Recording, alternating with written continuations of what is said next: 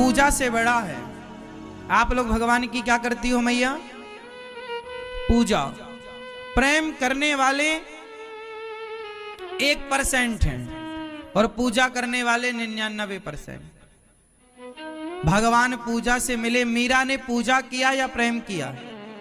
गोपियों ने पूजा की कि प्रेम किया? और आप लोग पूजा करते हो कि प्रेम?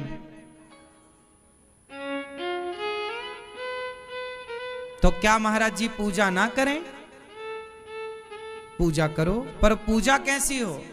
प्रेम से भरी हो। कैसी भरी हो?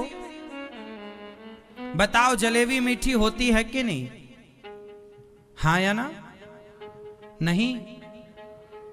जलेबी मीठी नहीं होती, चाशनी मीठी होती है। और चाशनी में जब डूबती है तो चाशनी का रस उसमें चढ़ जाता है और चाशनी उसे मीठा बना देती है। तुम्हारी पूजा जलेबी की तरह है और प्रेम चाशनी की तरह है। जब तक पूजा को प्रेम की चाशनी में नहीं डुबाओगे तब तक वो पूजा भगवान ग्रहण। इसलिए अकेली पूजा, कोरी पूजा किस काम की है? पूजा तो है, अगरबत्ती जलाई, पर प्रेम तो था ही नहीं। आपने तो औपचारिकता कर दी, फॉर्मेलिटी कर दी कि भाई हमारे बाप दादे अगरबत्ती जलाते आए हैं तो हम भी जलाएं। हमारे बाप दादे लोटा भर पानी चढ़ाते आए हैं, पानी ढार दिया, बस कोई मतलब नहीं है। न प्रेम था न पानी का अर्थ बता। अरे पानी लोटा भर पानी नहीं। लोग कहते हैं लोटा भर पानी समस्या का समाधान है। अरे लोटा भर पानी नहीं, आंखों का एक बूंद पानी, आंखों का एक बूंद जल सारी समस्याओं का समाधान है। आंखों का जो जल है वो प्रेम का जल जो है भगवान को चढ़े। लोटा भर पानी में जब तक आपका प्रेम ना मिले तो लोटा भर पानी किस काम का? इसलिए भगवान औपचारिकता से ना मिलेंगे कि तुम जल ही चढ़ाते रहो, तुलसी ही चढ़ाते रहो, बिल्व पत्र ही चढ़ाते रहो, मिठाई ही चढ़ाते रहो ना। नेत्रों का जल भी तो चढ़ाओ। भगवान को गोपियों ने रोकर पुकारा है। इसलिए पूजा और प्रेम दोनों अलग अलग हैं। जैसे जलेबी और चाशनी दोनों अलग अलग हैं, लेकिन दोनों जब तक मिले ना तब तक वो दोनों फीके हैं। अकेली चाशनी कौन पिएगा और कोरी जलेबी कौन खाएगा? चाशनी जलेबी दोनों मिलकर जब एक हो जाएंगी तो वो ग्रहण करने योग्य होगा। तो पूजा और प्रेम जब मिलकर एक हो जाएगा तो परमात्मा से स्वीकार कर लेंगे। अभी आपकी पूजा अलग है और प्रेम अलग है। इसलिए मेरी माँ, भगवान को पूजा से ना रिझाओ, प्रेम से। लोग पूजा तो खूब करते हैं, 1-1 घंटे। मैया बोली मैं तो 1 घंटे पूजा करती हूँ। कोई कहता मैं तो 2 घंटे पूजा करता हूं या करती हूं। तो तुम्हारी पूजा किस काम की?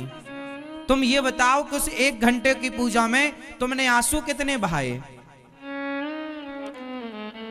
आंसू एक भी नहीं बहाया और 1 घंटा पूजा की, तो ये पूजा सब व्यर्थ की पूजा है। भगवान के आगे बैठो और इतना प्रेम हो, इतना प्रेम हो कि आपकी आंखों से झरझर उस परमात्मा के लिए आंसू गिर जाएं। आंसू कब गिरते हैं? जैसे माँ अपने बेटे से वर्षों बाद मिले तो गले लगाकर रो पड़ती है माँ। वो आंसू सहज हैं, उसे रोकना कोई चाहे तो रुक नहीं सकते। वो प्रेम का प्रतीक है आंसू। ऐसी भगवान को जब देखो, भगवान को नहलाओ, भगवान को जब पुष्प चढ़ाओ तो ऐसा प्रेम उमड़ना चाहिए कि आंखों में आंसू आ जाएं। चाहे वो 1 मिनट में आ जाएं तो समझो पूजा सफल हो गई, और 1 घंटे में भी ना आए तो तुम बेकार बैठे ही हो, कोई फायदा नहीं। फॉर्मेलिटी ना करो, भगवान के लिए प्रेम रखो। भगवान को आंसू चढ़ाओ, भगवान के लिए रोइए। क्यों रोना पड़ता है? बिना रोए बच्चों को खिलौना मिलता है? बिना रोए बच्चों को चॉकलेट मिलती है, टॉफी मिलती है? जब बिना रोए बच्चों को खिलौना नहीं मिलता तो तुम्हें बिना रोए भगवान कैसे मिल जाएंगे? भगवान के लिए रोना है, जैसे बच्चे खिलौने के लिए रोते हैं। मीराबाई रोई किसके लिए? मीरा को भी खिलौना मिल गया, पति, पद। ये पति, पद, प्रतिष्ठा, बेटा, बेटी, ये सब खिलौने हैं। ये बेटा कौन है? खिलौना। बच्चे के संग खेलते हैं माँ बाप। पति खिलौना है, पत्नी खिलौना है, पद खिलौना, प्रतिष्ठा खिलौना। यदि आप इन खिलौनों में उलझ गए तो उलझे रहो। एक बच्चा होता है जो खिलौनों में उलझ जाता है, और एक बच्चा होता है जो खिलौनों को छोड़कर माँ के लिए रोता है। तो फिर माँ उसे गोद में लेती है, और खिलौने से मान गया तो माँ छोड़ के फिर दूसरा काम करने लग जाती है। हाँ या ना?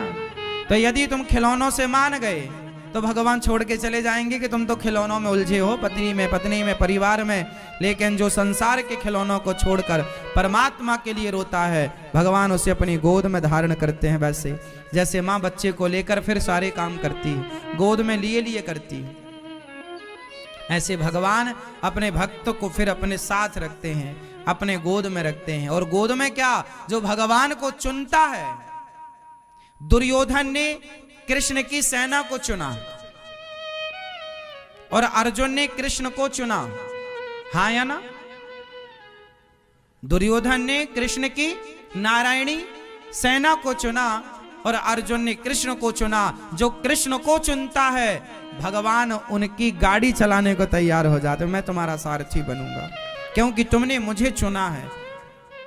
तो आप लोग ना पति, परिवार, पैसा, पद, प्रतिष्ठा को चुनते हो नहीं, भगवान को चुनोगे। जो भगवान को चुनता है, भगवान उनकी सुनता है।